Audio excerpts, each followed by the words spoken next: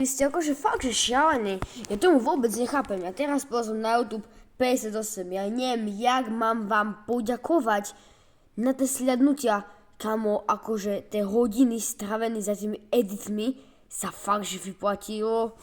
A budem robiť edit naďalej, aj keď proste je to dosť akože ťažké a zdlavé, ale mega sa blížime k 100 odberateľom. A kamo, ten špeciál, čo bude, už som sa aj rozhodol, bude to špeciál Only, proste taká zbraň.